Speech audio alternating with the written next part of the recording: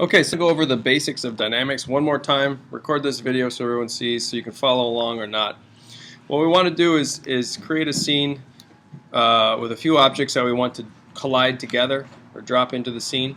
So I'm just going to grab a sphere and I'm going to scale it down a little bit, like here.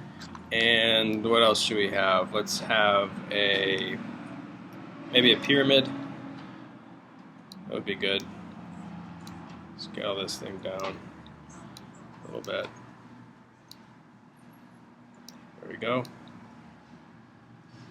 Okay, and I'm just going to orient these things kind of on top of each other. So I'm going to have the ball drop on top of the pyramid and set up the basic dynamics for that.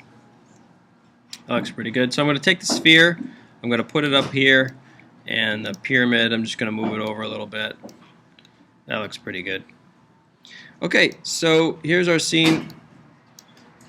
What we want to do is add some dynamics. So add gravity, and we'll see what happens to these objects. So the first thing to do is to, with the floor, what we're going to do here is go to Tags, Simulation Tags, and then Collider Body. This provides a surface that the object will run into once we give it some gravity.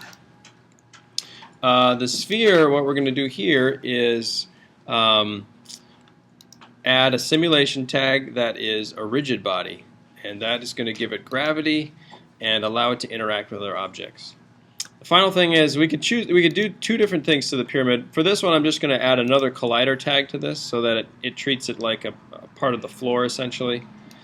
And once those things are in place, the sphere is going to have a set of gravity dynamics to it. So when I hit play, it's going to drop down and roll off my pyramid and roll off the screen.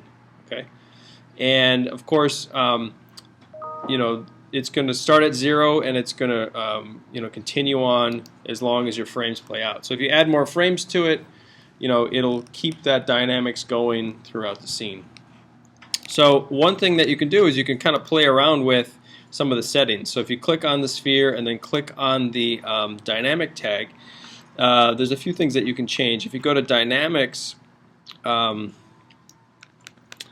you can change the velocity and the threshold, and that you know, changes how fast the object comes in and drops.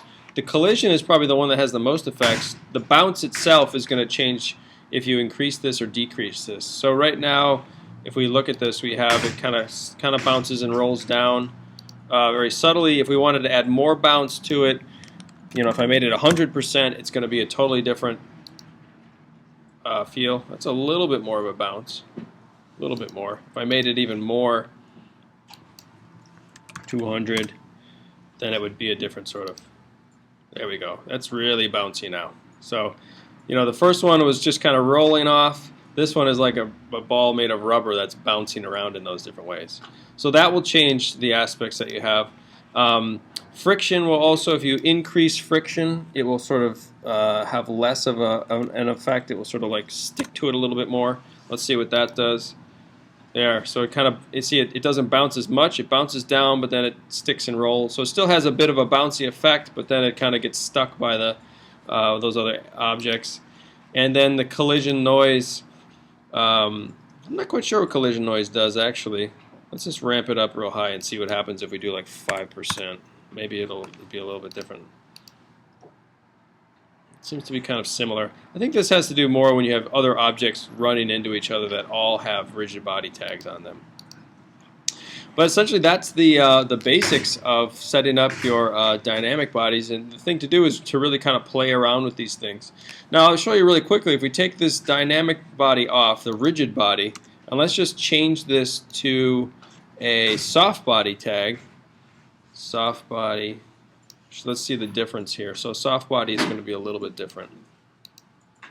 You see how it squishes and flattens down, right? It's treating it like, you know, a water balloon now instead of you know, a hard tennis ball or something like that. So, you know, that's another thing. And in this, of course, you can, you know, on the soft body tag, you have all of these sort of things that you can change. The elastic limit, the structural, the dampening. All these things are going to change how it reacts to it dropping and falling in that sort of form. So play around. Soft body, rigid body. They're kind of fun. You can set up little scenes to have things kind of interact with, and between those two, you might be able to create some interesting forms.